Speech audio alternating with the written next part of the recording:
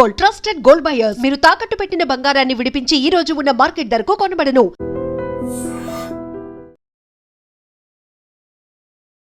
నమస్తే, welcome to I dream talking point with కవిత.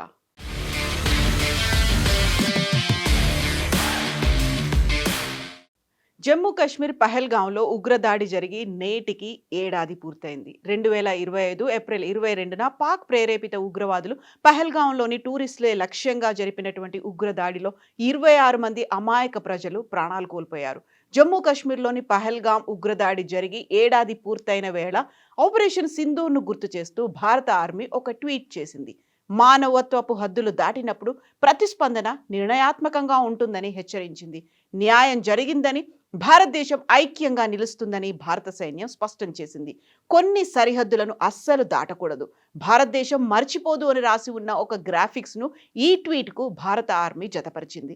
ఇందుకు ప్రతీకారంగా 2025 మే 7 నుంచి 10 వరకు ఆపరేషన్ సింధూర్ను భారత్ నిర్వహించింది. పాకిస్తాన్లోని ఉగ్రవాద స్థావరాలను ధ్వంసం చేయడంతో పాటు వందలాది ఉగ్రవాదులను కడతేర్చింది. మే 7న తెల్లవారుజామున పాక్ ఆక్రమిత కాశ్మీర్ POKలోని ఉగ్రవాద స్థావరాలపై భారత త్రివిధ దళాలు మెరుపు దాడులు చేశాయి. లష్కరే తైబా, జైషే మహమ్మద్, హిజ్బుల్ ముజాహిదీన్ వంటి పాక్ ప్రేరేపిత ఉగ్రవాద సంస్థలకు చెందిన స్థావరాలను ధ్వంసం చేసింది భారతదేశ ఆర్మీ. ఈ దాడుల్లో 100 మందికి పైగా పాక్ ఉగ్రవాదులు హతమయ్యారు. ఈ ఘటనలో లష్కరే తోయిబా సంస్థ అధినేత హఫీజ్ మహమ్మద్ సయీద్ సమీప బంధువులు కూడా మరణించారు. దీంతో బార్డర్లో కాల్పులను పాక్ తీవ్రతరం చేసింది. డ్రోన్లతో భారత సరిహద్దు ప్రాంతాలపై దాడులు చేసేందుకు ప్రయత్నించింది. వీటిని భారత గగనదళ రక్షణ వ్యవస్థలు సమర్థంగా తిప్పికొట్టాయి. భారత మిసైల్, డ్రోన్, వైమానిక దాడుల్లో పాక్లోని సైనిక, వైమానిక స్థావరాలు దారుణంగా దెబ్బతిన్నాయి. ఈ దుస్థితిలో మే 10న కాల్పుల విరమణకు తాము సిద్ధమని భారత్ను పాక్ వేడుకుంది. అందుకు వెంటనే భారత్ అంగీకారం తెలిపింది. ఈ ఉగ్రదాడిపై మోదీ సర్కార్ ఆగ్రహం వ్యక్తం చేసింది. ఇది పాకిస్తాన్ ప్రేరేపిత ఉగ్రవాద చర్యగా భావించింది. అదే సమయంలో ఈ ఘటనకు తామే బాధ్యులమంటూ లష్కరే తోయిబా అనుబంధ సంస్థ ద రెసిస్టెంట్ ఫ్రంట్ TRF స్వయంగా ప్రకటించింది. ఈ దారుణానికి కర్త కర్మ క్రియ అంతా పాకిస్తానే అని దాని ద్వారా స్పష్టమైంది. టూరిస్టులను చంపే ముందు వారి మతం అడిగి మరీ ఉగ్రవాదులు ప్రశ్నలు అడిగినట్లుగా వెల్లడైంది.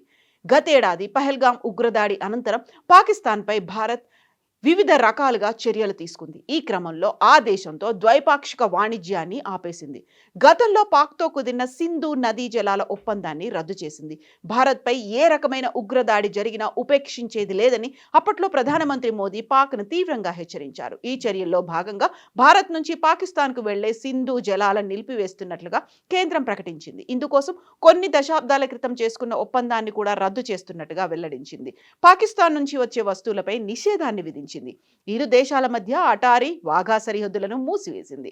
భారత్లో పాక్ నౌకల ప్రవేశాన్ని నిలిపివేసింది. పాకిస్తాన్ కళాకారులపై సైతం నిషేధం కూడా విధించింది. భారత్ గగనతలంలో ఎగరకుండా పాక్ విమానాలను కట్టడి చేసింది. దీంతో పాటుగా ఈ దాడి కేసును జాతీయ దర్యాప్తు సంస్థ NIAకు ప్రభుత్వం అప్పగించింది. దీని తర్వాత ఆపరేషన్ మహాదేవ్ పేరిట ఉగ్రవాదుల కోసం ఇంకొక ఆపరేషన్ చేపట్టింది భారతదేశం. పహల్గాం ఉగ్రదాడి తర్వాత ఉగ్రవాదుల ఏరివేత కోసం భారత సైన్యం 2025 జూలై 28న ఆపరేషన్ మహాదేవ్ను నిర్వహించింది. ఉగ్రదాడిలో పాల్గొన్న 3 లష్కరే తోయిబా ఉగ్రవాదులను ఈ ఆపరేషన్లో భారత భద్రతా బలగాలు మట్టుపెట్టాయి. మరోవైపు ఈ ఉగ్రదాడికి పాల్పడిన పాకిస్తాన్ చర్యలు ప్రపంచానికి వివరించాలని కేంద్రంలోని మోదీ ప్రభుత్వం సంకల్పించింది. అందుకోసం పలు పార్లమెంట్ సభ్యులతో కూడిన బృందాలను ఏర్పాటు చేసింది. ఆ బృందాలను వివిధ దేశాలకు పంపించింది. ఉగ్రవాదాన్ని పెంచి పోషిస్తున్న పాక్ తీరును ప్రపంచానికి కళ్లకు కట్టినట్లుగా భారత్ వివరించింది. ఈ దారుణం జరిగి ఏడాది గడుస్తున్న ఈ ఘటన కారణంగా తమ కుటుంబాల్లో కలవరం మాత్రం నేటికి అలాగే ఉందనేటువంటి మాట బాధితుల నుంచి వెల్లడవుతుంది. తమకు ఇస్తామన్నటువంటి ప్రభుత్వ ఉద్యోగాలు ఇంకా ఇవ్వలేదు అనేటువంటి ఒక మాటని బాధిత కుటుంబాలు కూడా చెప్తున్నాయి. మతం అడిగి మరీ చంపినందుకు భారతదేశం అంతా ఏకమైనటువంటి పరిస్థితి కనిపించింది. ఉగ్రవాద చర్యలని ఖండించింది. దీంతో పాటుగా నిరసనలు వెల్లువెత్తాయి.